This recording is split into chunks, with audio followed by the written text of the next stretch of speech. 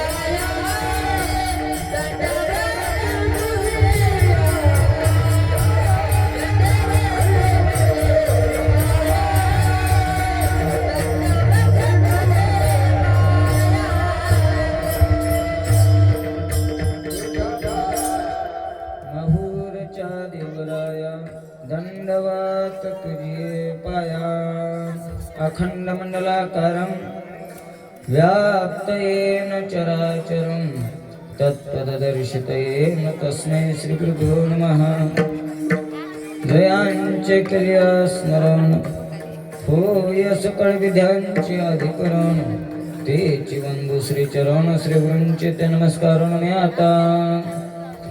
आता सद्गुरु वर्णवेना जेते माया स्पर्श शिकेना ते स्वरूप मजा ज्ञाना काय कळे न कळे नेते नेते ऐसे बोलते वेद श्रुते ते हे मज मूर्खा प्रतीप वाढेल कोठे नागेंद्रहाराय त्रिलोचनाय भस्मांगरागाय महेश्वराय नित्याय शुद्धाय दिगंबराय तस्मै नकराय नमः शिवाय शरदिंदु समाकारे परब्रह्म स्वरूपिणे वासरास्पित निलय सरस्वते नमोस्तुते दत्ता प्रभु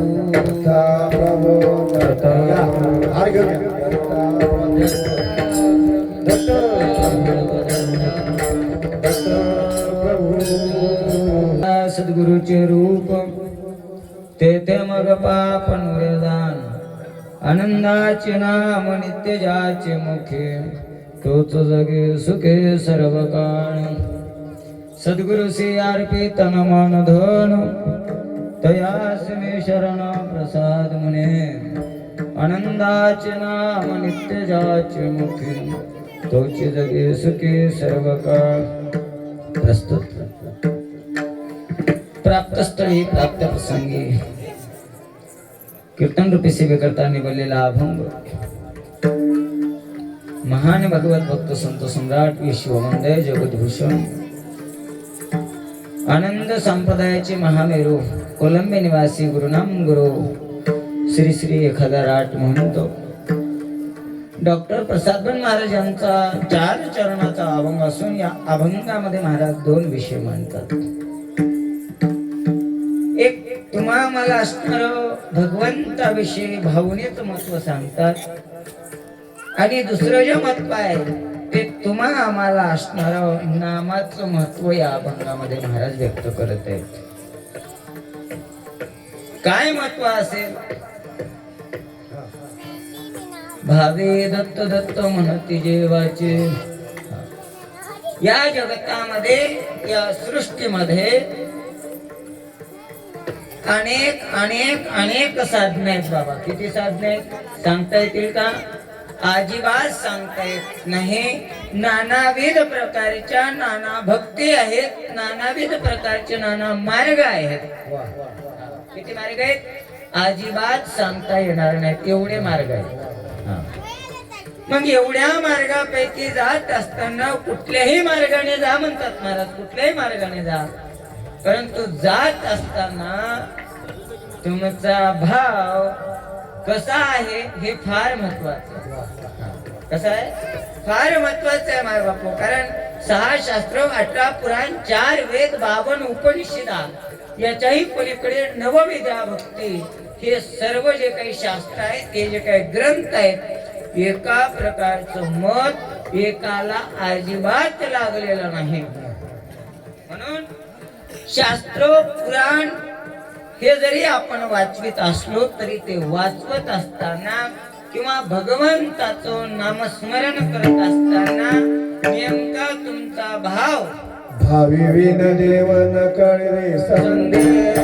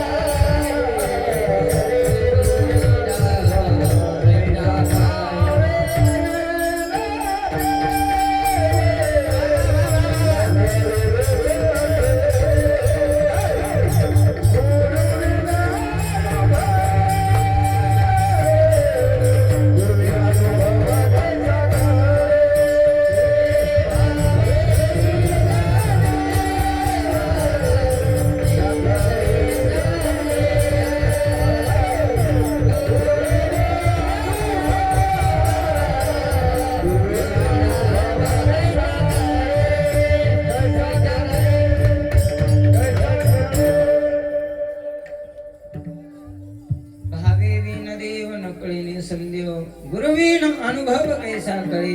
भावनेचं महत्व महाराज तुम्हा मला असणार गुरु महाराजाशिवाय कळू शकत नाही. या जीवनामध्ये असणारी भावना फार महत्वाची आहे. म्हणून त्या भावनेनं भगवंताचं नामस्मरण केलं असता तुम्हा आम्हाला असणार जन्म मरणाचं जे काही आघाद्य दुःख लागलेलं आहे, त्या जन्म मरणाच्या फेऱ्यातून, त्या जन्म मरणाच्या संसारातून तुम्हाला असणार मोकळं होता येतं. कधी? आनंदाचे नाम नित्यजाचे मुखी, तोच जगी सुखी सर्व काळ. ज्याच्या मुखामध्ये सतत सतत असणार भगवंताचं नामस्मरण आहे. कोणाचं? फक्त आणि फक्त आनंदाचं नामस्मरण ज्याच्या मुखामध्ये आहे, तो असणार जीव सर्व सुखाला प्राप्त होतो. आणि सर्व सुखाला प्राप्त झाला असता गुरु महाराजांचा ज्या ठिकाणी असणारा भाव आहे ना, वैशिष्ट्याचा डोळा, सद्गुरूचे रूप, ज्याही प्राण्यावर जीवावर असणारा सद्गुरूची कृपा झाली, तो जीव असणारा पाप मुक्त होतो, बंधन मुक्त होतो. आणि असा जो कोणी साधक असेल, प्रसादगण महाराज म्हणतात, मी त्याला असणार नतमस्तक होतो. दत्ता प्रभू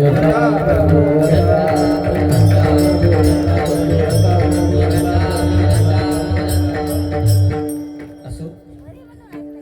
अभंगाच्या चिंतनाकडे वळणा अगोदर थोडासा अल्प परिहार देणे म्हणजे तो असा की प्रतिवर्षाप्रमाणे चालत असलेला अखंड दत्तनाम सप्ताह भगवान मोक्षाधिकार आनंद तदया घन परमात्म्याची नूतन मूर्ती प्राण प्रतिष्ठा, तदनंतर जगाच्या कल्याणासाठी ज्यांनी देह जिजवला, ज्यांनी आनंद संप्रदायाचा प्रचार प्रसार आणि तुमच्या आमच्या जीवाच्या उद्धाराकरता ज्यांनी नामस्मरण सोप्या भाषेत करून सांगितलं, असे असणारे परलोकी सद्गुरु समर्थ बाळगीर महाराज यांची नूतन मूर्ती प्राण प्रतिष्ठा आणि तदनंतर दोन्ही मंदिराचा त्या ठिकाणी कलशारोहण सोहळा या निमित्त असणार भव्य दिव्य स्वरूपाचा अखंड दत्तनाम सप्ताह या ठिकाणी तुम्ही गावकरी मंडळींनी आयोजित केलेला आहे. आणि या कार्यक्रमाचे संयोजक आयोजक गुरुवर्य बालयोगी दत्तगिरीजी महाराज मठ संस्थान बोरगाव कुळा यांच्या सुंदर अशा नियोजनामध्ये महाराजांचं कधीच नियोजन असणारं महाराज खाली नसतं. कुठेही बघा प्रत्येक जागी असणार भगवंताचं नामस्मरण करायला लावणं, अन्नदान करायला लावणं अशी असणारी केवळ मूर्ती आणि या मूर्तीच्या आधिपत्याखाली असणार चाललेला हा भव्य दिव्य स्वरूपाचा अखंड दत्तनाम सप्ताह. आणि तदनंतर गुरुतुल्य किंवा गुरुवर्य दोन्ही गुरुवर्यच आहेत, परंतु वयाने मोठे आहेत, मानाने मोठे आहेत आणि ज्ञानाने मोठे आहेत आणि त्याच्यापेक्षा उंचीने मोठे आहेत. बरोबर ना? असे असणारे माझे गुरुबंधू श्री संत सच्चिदानंद गुरु यदुबन महंत महाराज कोलंबी उर्फ सरेगाव यांच्या सुंदर मार्गदर्शनाखाली गावकऱ्यांचा तर फोन आलतात, पण महाराजांनी सांगितलं देवा तुमची तारीख रिकामी आहे का? मी म्हणलं महाराज तारखा म्हणजे कधीच बुक नसतात, ते रिकाम्या राहायचा काही प्रश्नच येत नाही. बरोबर का नाही बाबा? जेव्हा महाराजांना तारीख दिली तेव्हाच आमची तारीख बुक राहणार. एरवी तेव्हा आणि हल्ल्या भाषेत बोलायचं झालं तरी आमच्याकडे दत्ता प्रभू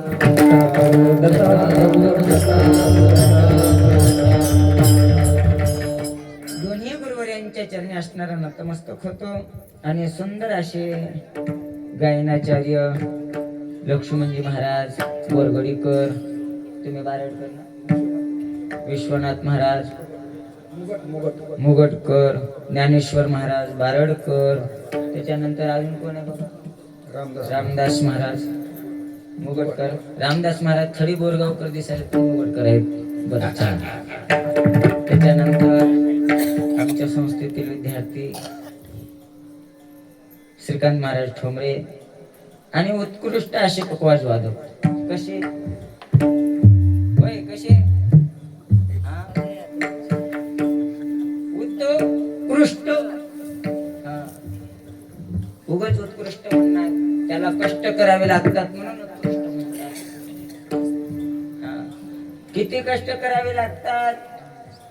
ज्याप्रमाणे शेतामध्ये पाणी पडण्याच्या अगोदर नांगरटी करावी लागते, पाणी पडल्याच्या नंतर पाळी घालावी लागते, पाळी घातल्याच्या नंतर त्याला असणार पेरणी करावी लागते, पेरणी झाल्याच्या नंतर त्याचं निंदण, खुरपण, मळणी असं नानाविध प्रकारचं त्या ठिकाणी यंत्र करावे लागते, कष्ट करावे लागतात, तेव्हा असणारा आपल्या घरी खायला मिळतं. तसं महाराज याच्यामध्ये वयाचे 4 वर्ष 5 वर्ष अगोदर कष्ट करावे लागतात आणि कष्ट केल्याच्या नंतर फळ भेटत नाही. अगोदर प्रत्येक गावामध्ये जाऊन 7 दिवस कष्ट करावे लागते, तेव्हा कुठंतरी त्याला फळ मिळते. असे असणारे उत्कृष्ट असे असणारे गुरुबंधू सौरभ महाराज पोले आणि तदनंतर जीवापेक्षाही पलीकडं फक्त नंबर घेतात आणि जवळ ठेवतात. असे असणारे माझे गुरुबंधू कानिपनाथ महाराज थडी बोरगावकर. बरोबर ना? सर्वांच्या चरणावरती असणारा महाराज आणि सुंदर अशी संशिष्टम. काय नाव बाबा? खांबाळकर संशिष्टम. खूप छान अतिउत्तम आहे महाराज. आणि याच्याही पलीकडे असणारं सर्वांच्या चरणावरती असणारं नतमस्तक होतो. मस्तक हे पायावरी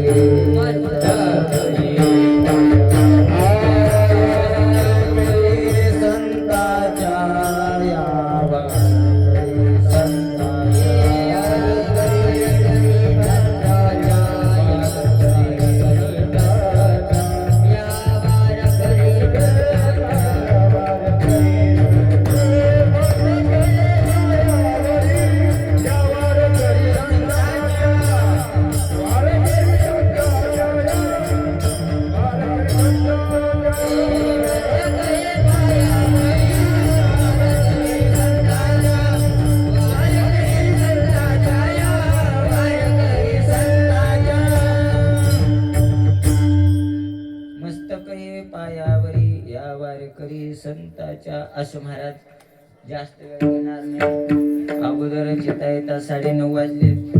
लवकरच निघालतो पण रस्ता एवढा समृद्धी महामार्गासारखा सुंदर होता. माझ्या गाडीच्या मागलं टायरच फुटून गेले. एवढा समृद्धी मार्ग महाराजांनी सांगितलं होतं लवकर यायला. परंतु मला वाटलं रस्ता असून तसून कसा असणार आहे. हा वा वा वा. या अभंगामध्ये महाराज तुम्हाला आम्हाला असणारा भाव सांगत आहेत. काय काय सांगत आहेत बाबा. भाव कशाचा भाव. माय कशाचा भाव. भाजीपाल्याचा, लसणाचा का कांद्याचा. कशाचा भाव. कशाचा भाव बाबा. शुद्ध अंतरीचा भाव. भाव सांगत आहेत महाराज. भाव असणारा अति महत्वाचा आहे आणि अति असणारा भगवंताला प्रिय आहे. महाराजांनी सुंदर प्रमाण दिले. भावे विन देव नकळे निसंदेह गुरु विन अनुभव कैसा कळे. हे भाव असणारा देवाला, गुरु महाराजाला, संताला असणारा अतिप्रिय असतो आणि भावच असणारा एकमेव असणारा देवाच्या जवळ नेण्याचं काम फक्त भाव करत. काही नरगे एक भावाचे कारण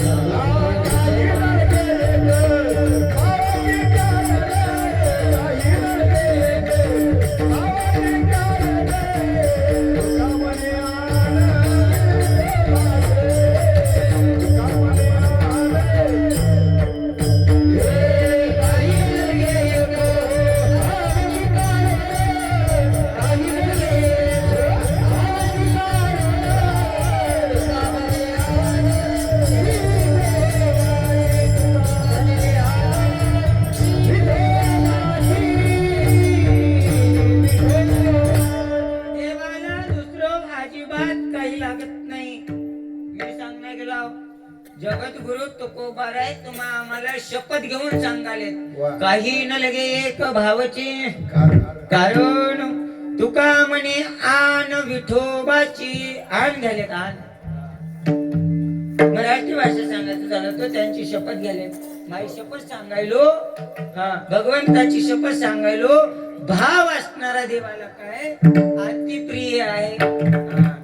तुमची आमची शपथ घेणं गेले तर आपण माईची शपथ घालून सुद्धा खोटं बोलतो. बोलतो का ना बाबा. हा आता विलक्षण आले. एवढे लोक खोटं बोलत असतात. हो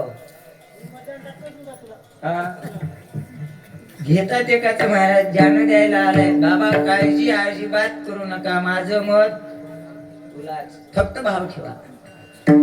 ते जाऊन आला लाडक्या बहिणीकडे तर माऊली लक्ष नव्हते बरे काय. हो बापू तुमच्याकडेच आहे. एकाने म्हणते माय मेल्या भाड्यानं 1,500 रुपये दिले ना याला मतदान म्हणता की नाही. म्हणता की असे बोलत चला. असं असणारे त्या ठिकाणी म्हणतात आपण खोटं बोलतो पण संत अजिबात आपल्याला खोटं बोलत नाही. भाव असणारा अति महत्वाचं आहे. मग तुम्ही म्हणाल महाराज भाव भाव भाव लईच करायला. नेमका भाव आहे तरी काय. तर ऐका भावनेची असणार 4 प्रकार सांगितले संतांनी तुम्हाला. किती 4. इकडे लक्ष द्या. ओ बोलू नका मी तुम्हाला विचारतो. भावनेचे किती प्रकार सांगितले. 4. कोणती कोणती भावना असेल बघा. एक असणारी सकाम भावना आहे. दुसरी निष्काम भावना आहे. तिसरी द्वैत भावना आहे आणि चौथी अद्वैत भावना आहे. अद्वैत भावना कोणती आहे. अद्वैत भावना. अशा 4 भावना सांगितलेल्या आहेत. आता याच्यापैकी पहिली कोणती आहे तुम्ही सांगू नका. कोणती आहे. कीर्तनात जात ना सकाम हा एवढ्यामधून एकानं जरी सांगितलं तर खूप झालं. दत्ता प्रभू पहिले असणारे सकाम भावना. मला सकाम भावना कशी आहे ऐका. प्रत्येक जण देवाच्या मंदिरात जात असताना एका वाटीमध्ये साखर घेऊन जात असतं, कोणी नारळ घेऊन जातं, कोणी उदबत्ती घेऊन जातो, कोणी कलम घेऊन जातो, कोणी पेढे घेऊन जातो.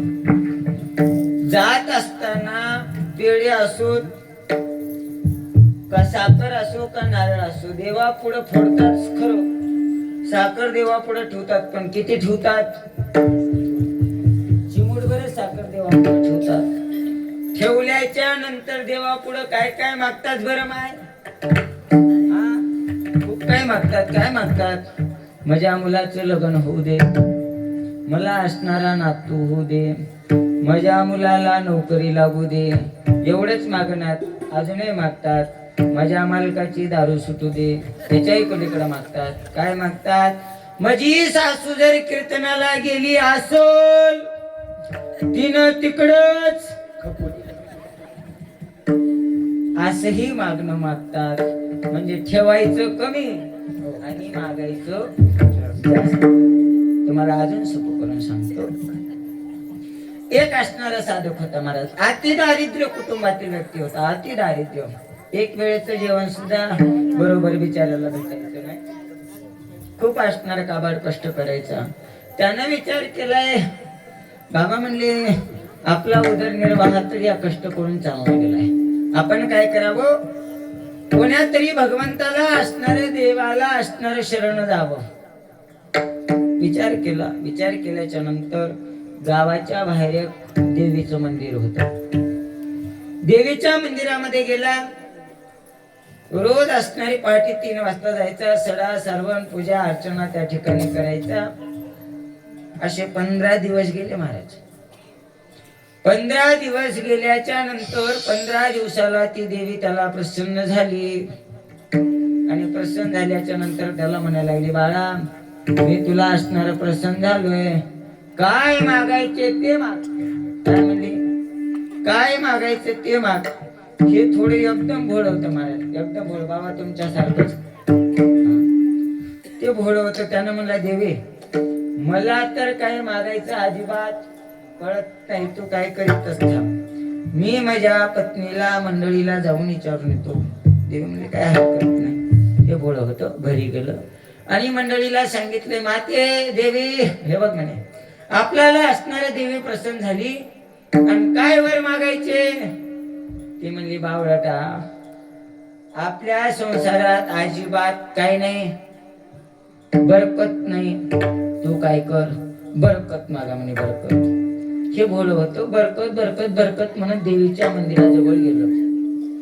आणि गेल्याच्या नंतर तिथं जाऊन देवीला सांगितलं माते आमच्या मंडळीचं म्हणणं आहे आमच्या संसारात बरकत नाही. आम्हाला काय करा बरकत द्या. देवीनं तो असतो म्हणून आशीर्वाद दिला. हे घरी आलं. दुसऱ्या दिवशी असणार कुठला बाजार? निवग्याचा बाजार भरलेला होता. निवग्याचाच बाजार आहे का? का मुगलचा आहे? मुदखेडचा आहे का? मुदखेडचा बाजार भरलेला होता. घरी काही 100-200 रुपये पडलेले असते. ते 200 रुपये खिशात टाकले. बाजारामध्ये गेला. संसारामध्ये जेवढ्या काय उपयोगी वस्तू लागतील तेवढ्या वस्तू घेतल्या. गाठोड बांधलं. पूर्वी काय वाहनाची सोय नव्हती. डोक्यावर आणावं लागायचं. निघाले महाराज. सामान घेतलं डोक्यावर घेतलं. घेतल्याच्या नंतर घरी आले.